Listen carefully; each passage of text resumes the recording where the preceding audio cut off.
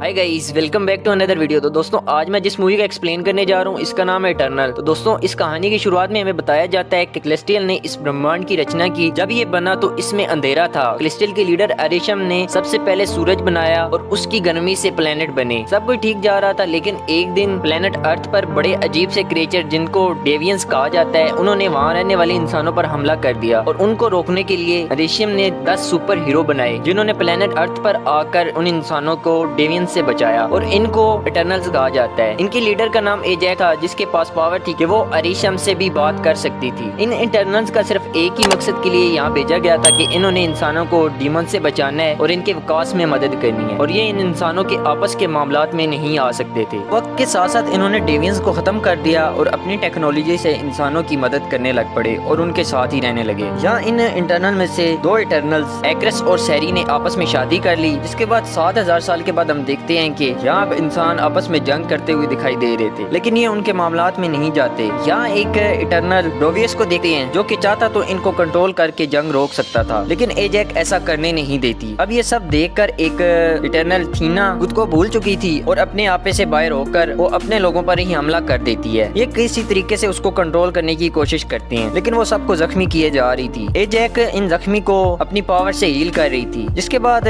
गिलगमिश उसको मारकर बेहोश कर देता है। और उसके बाद जब वो उठती है तो उसको कुछ याद नहीं था। ये उसकी इस बीमारी को मन का भ्रम कह रहे थे और एजैक फैसला करती है कि वो इसकी यादें मिटा देगी, जिसके बाद ये ठीक हो जाएगी। लेकिन अथीना ऐसा नहीं चाहती थी। अब यहाँ इस बात पर डेविस भी बोलता है और कहता है कि पिछले 7000 साल से हमने आप पर भरोसा किया है और उसका क्या नतीजा हुआ। इंसानों को आपस में लड़ने से वो रोक सकता था, लेकिन आपने रोकने नहीं दिया। वो यहाँ आए थे एक बेहतर दुनिया बनाने, लेकिन अब लगता है कि ये मिशन उनके लिए गलती है। इसलिए वो उसी वक्त उन लड़े इंसानों को कंट्रोल करता है और उनको लेकर अपने साथ कहीं चला जाता है। इसके बाद गिलगमिश कहता है कि अथीना उसकी निगरानी में रहेगी, वो उसको संभाल लेगा, आप उसकी यादें ना मिटाएं। जिसके बाद एजैक कहती है कि तुम सब अब आजाद हो, डेवियंस भी अब वैसे नहीं रहे, अब यहाँ से उनके रास्ते अलग हो जाते हैं। इसके बाद हम प्रेजेंट में सरसी को देखते हैं, जो कि लंदन में थी। सैरी एक यूनिवर्सिटी में प्रोफेसर थी और उसको वहाँ के एक प्रोफेसर से प्यार भी था। जब ये अपनी क्लास ले रही थी तो तभी वहाँ एक अर्थक्वेक आता है और एक दीवार पर लगी मूर्ति एक बच्चे पर गिरने वाली थी, लेकिन सैरी उसको अपनी पावर से रेत बना देती है और उस बच्चे को बचा लेती है। अब हम रात को देखते हैं कि ये लोग एक क्लब में थे और यहाँ एक और इंटरनल स्प्राइट भी थी। आज सैरी के बॉयफ्रेंड का बर्थडे था। जब ये वहाँ से वापस आ रहे थे तो रास्ते में इन पर एक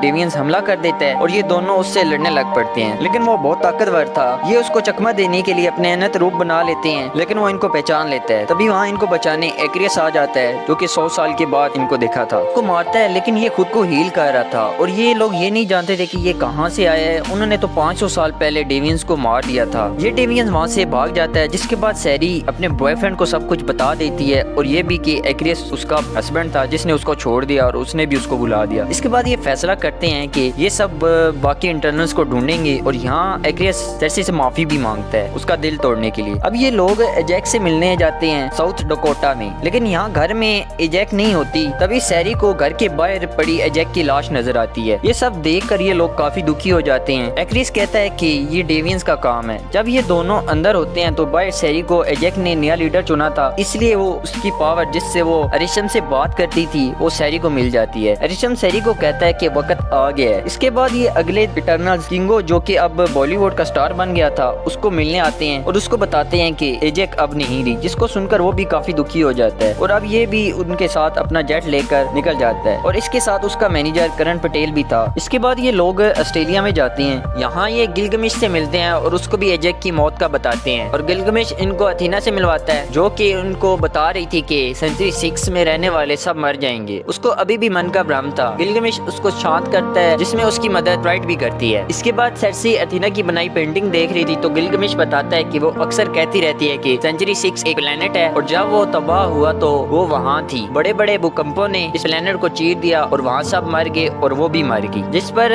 सरसी कहती है कि जल्जला तो यहाँ भी आया था 3 दिन पहले। ये अरिशम से बात नहीं कर पा रही थी तो गिलगमिश बताता है कि तुम ज्यादा कोशिश कर रही हो, कभी कभी सिर्फ सुनो। जिसके बाद ये फिर से कोशिश करती है तो अरिशम से इसका कांटेक्ट हो जाता है और वो इसको बताता है कि ये जल्जला इमर्जन का ही एक असर है। वो इसको बताता है कि तुम्हारा मिशन का असली मकसद था जमीन पर कैलेस्टियल की आमद, जिसके लिए तुमको जमीन पर भेजा गया। वो इसको बताता है कि 7 अरब सालों में नए कैलेस्टियल को पैदा करना होता है और उसने ब्रह्मांड में कैलेस्टियल को बनाने के लिए बीज रखे हैं और इस बार उन्होंने अर्थ को चुना है अगले कैलेस्टियल को बनाने के लिए। कैलेस्टियल को ऊर्जा इंसानों से मिलेगी लगी और डेवियन इंसानों की आबादी को कम कर रहे थे, इसलिए उन्होंने इटर्नल्स को भेजा। अब इंसानों की आबादी बढ़ गई है, इसलिए इमर्जन का वक्त आ गया और उसके आते ही पूरा प्लेनेट तबाह हो जाएगा। इसका कहना था कि इस प्लेनेट की कुर्बानी से सेलेस्टियल बनेगा और वो बनाएंगे तारों को जिनकी गर्मी से नए आकाश गंगाएं बनेंगी। और उसका ये भी कहना था कि अगर वो ना हो तो पूरा ब्रह्मांड अंधेरों में चला जाएगा और जीवन भी मिट जाएगा। सर्सी कहती है क्या इसके बारे में एजैक को पता था? तो वो बताता है कि अरबों सालों में कई सेलेस्टियल्स के पैदा होने में उसने उसकी मदद की है और तुमने भी। दोस्तों सर्सी को लग रहा था कि वो अपने पहले मिशन पर आई है, लेकिन ऐसा नहीं था। वो इसको बताता है कि तुमको मैंने बनाया है और तुम जिंदा नहीं हो और हर मिशन के बाद तुम लोगों की यादों को मिटा दिया जाता है और इन यादों को वो अपने पास रखते हैं जिससे ये हर प्लेनेट के बारे में जान सके। वो बताता है कि जब एक नया प्लेनेट बनता है तो उस पर कुछ क्रिएचर होते हैं जिनको हम डायनासोर्स कहते हैं और इसलिए उनको खत्म करने के लिए इसने डेवियंस को भेजा, लेकिन इससे एक गलती हुई, वो डेवियन इंसानों को भी मारने लगे। इसके बाद इसने तुम इंटरनल्स को बनाया जिनको ये कंट्रोल कर सकता था और ये इंसानों के विकास में उनकी मदद भी करेंगे और उनकी आबादी बढ़ाएंगे। अब ये उससे ये भी कहता है कि मुझे तुमसे उम्मीद है कि तुम एजैक की तरह ही रहोगी और उसको निराश नहीं करोगी। अब ये सारी बातें जाकर अपने साथियों को बताती है। अथीना तो इसके बारे में पहले से ही कुछ ना कुछ जानती थी क्योंकि उसकी यादें ठीक तरह से मिटी नहीं थी। सर्सी कहती है कि ये ठीक नहीं है, हमें इमर्जन को रोकना होगा, कोई और तरीका तो होगा जिससे सेलेस्टियल बने। अब ये लोग ये सब मिलकर इमर्जन को रोकेंगे। इसलिए अब ये अमेज़न के जंगल में जाते हैं जहाँ डेविस था। वो इसको भी ये सारी बातें बताते हैं लेकिन वो इनका साथ देना नहीं चाहता था। अब रात को इन पर डेविस हमला कर देते हैं जो कि काफी ताकतवर थे और ये सब उनसे मुकाबला करने लगते हैं। यहाँ फिर से ये सब देखकर अथीना को मन भ्रम हो जाता है और वो एक्रियस पर हमला कर देती है, लेकिन गिलगमेश उसको आकर रोकता है और इधर ड्रैगन अपने लोगों को कंट्रोल करके उन पर हमला करवा रहा था, लेकिन सर्सी उसको कहती है कि तुम ऐसे नहीं हो, इनको जाने दो और वो उनको छोड़ देता है। इधर गिलगमेश अथीना को शांत कर लेता है और एक्रियस भी एक डेवियन को हवा में मार रहा था, लेकिन वो काफी ताकतवर था। वो एक्रियस पर हमला कर देता है। वो इससे खुद को निकालने की बहुत कोशिश करता है लेकिन वो काफी ताकतवर दिखाई दे रहा था, लेकिन तभी इसकी मदद करने वहाँ सर्सी आ जाती है जो कि उस डेवियंस को एक पेड़ बना देती है और यहाँ ये सब देखकर काफी हैरान थे। इधर गिलगमेश उस डेवियन जो कि उनका लीडर था उससे मुकाबला कर रहा था, लेकिन वो जल्दी इसको पकड़कर इसकी सारी पावर अपने अंदर ले लेता है और अथीना यहाँ कुछ भी नहीं कर पाती। डेवियन अब उसकी पावर लेकर बोलने लग पड़ता है और वो अब इंसान की तरह दिख रहा था और वो उनको बताता है कि कई सारी लाशों के ढेर पर खड़ी होती है एक सेलेस्टियल की जिंदगी और वो कहता है कि आरिशम ने उनसे फायदा उठाया और बाद में उनको मरने के लिए छोड़ दिया। उसके बाद उन्होंने तुम लोगों को भेज दिया और अब तुम लोगों को इसकी सजा मिलेगी। यहाँ एक्ट्रेस के आने पर वो वहाँ से भाग जाता है और अब गिलगमेश अथीना को कहता है कि तुम उसे भूलना मत और वो मर जाता है। अब इसकी मौत के बाद ये उसको श्रद्धांजलि देते हैं और जला देते हैं। उन्होंने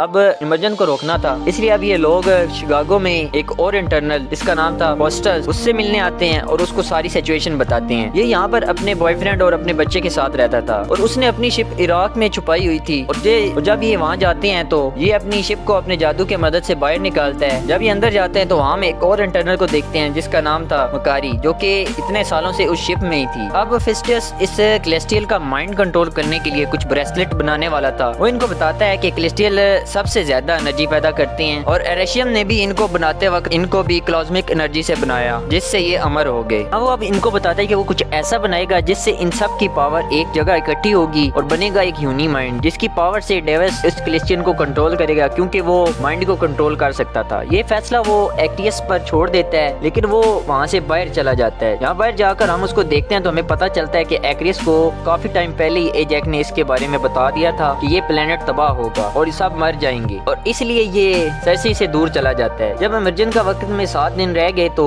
ये एजैक से मिला। वो इमर्जन को रोकना चाहती थी लेकिन एक्रियस सेलेस्टियल के लिए वफादार बना और उसने उसको एक जगह दिखाने के बहाने वहाँ ले गया जहाँ डेवियंस थे और इसने उनको उनके सामने फेंक दिया और उनके लीडर ने इसको पकड़कर इसकी सारी पावर्स अपने अंदर ली, जिसके बाद ये मर गई और ये उसको उठाकर उसके घर के पास ले आया। उसके बाद हम सर्सी को देखते हैं जो कि इसको मनाने के लिए आती है और दूसरी तरफ फेस्टस को पता चल गया था कि इमर्जन की शुरुआत हो गई है, इसलिए वो मकारी को उसको ढूंढने के लिए भेज देता है। मकारी के पास तेज मांगने की पावर थी, ये जल्दी से जाकर उस जगह का पता लगाती है। उसके बाद वहाँ एक्रियस भी आ जाता है जो कि फेस्टस की बनाई मशीन को तबाह कर देता है और यहाँ इनको पता चलता है कि उसने ही एजैक को मारा था। अब ये सुनकर ये लोग काफी दुखी थे। वो इनको कहता है कि हमारा मिशन यही है, इसलिए अब वो उन सबको रोकेगा। अब यहाँ मकारी आती है जिस पर एक्रियस अटैक कर देता है, लेकिन इसके सामने कंगू आ जाता है और उसको वहाँ से भागने को कहता है और वो वहाँ से भाग जाती है। जिसके बाद एक्रियस कहता है कि अगर वो उसके सामने आए तो वो उसको मार देगा और जब ये जाने लगता है तो इसके साथ फाइट भी होती है क्योंकि वो अब उससे प्यार करती थी। अब इनके जाने के बाद मकारी वापस आती है तो गंगू भी अब वहाँ से जाने का फैसला करता है। वो कहता है कि हम एक्रियस से नहीं जीत सके और वहाँ से चला जाता है। और इसके बाद सेर्सी और अथीना आपस में बातें कर रहे थे तो फिस्टो आकर बताता है कि उसके पास एक आइडिया है। वो सेर्सी के अंदर जो जादुई मोती था जिससे वो अरिशम से बात करती थी, वो इससे इन सब के बीच कॉन्टेक्ट बनाकर यूनिमाइंड बना सकता है। इसलिए अब वो इसको निकाल कर सबको ब्रेसलेट बना कर देता है। इधर एक्रियस और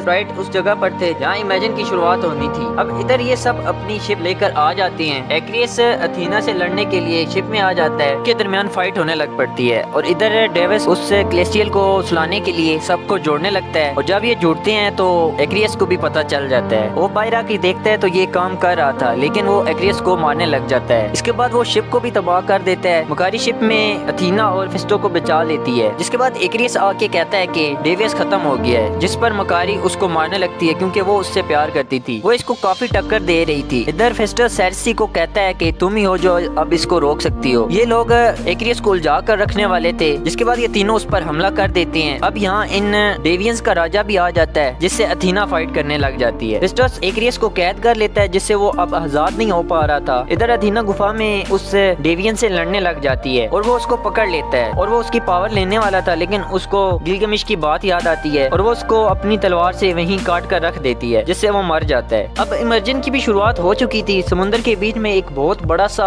हाथ बाहर निकल रहा था और सेर्सी उसके ऊपर थी। वो इस वक्त उस इमर्जन की पावर से जुड़ती हुई महसूस होती है, इसलिए वो उसको रोकना स्टार्ट कर देती है। इधर एक्रियस भी आजाद हो गया था और वो उसको देखकर वहाँ जाता है। अब उसको मारने वाला था, लेकिन तभी उसको उसकी पुरानी यादें जो कि उसने उसके साथ बिताई थी याद आने लगती हैं, क्योंकि अब वो उससे प्यार भी करता था, इसलिए वो उसको मार नहीं पाता। और सेर्सी एक बार फिर से शुरुआत करती है, लेकिन इस बार ये सारे इंटरनल्स एक साथ जुड़ते हैं और एक यूनिमाइंड बन जाता है, जिससे ये उस इमर्जन की शुरुआत को रोककर उस कैलेस्टियल्स को वहीं जमा देते हैं और ये दुनिया बच जाती है। एक्रियस सेर्सी से माफी मांगता है और ये उठकर वहाँ से उड़ जाता है और इसको हम सूरज की तरफ जाते देखते हैं। वहाँ जाकर ये खुद को जलाकर मार देता है। इसके बाद सेर्सी इनको बताती है कि जब उसने कैलेस्टियल को छुआ तो उसकी पावर उसमें आ गई। यहाँ में पता चलता है कि जब प्लेनेट तबाह होता था तो इटर्नल्स कैलेस्टियल्स के साथ जुड़ जाते थे और बच जाते थे, जिसके बाद उनकी यादों को मिटा दिया जाता था। इधर स्प्राइट आती है तो वो पूछती है कि एक्रियस चला गया है। यहाँ वो सुनकर काफी दुखी थी। वो इंसान बनना चाहती थी,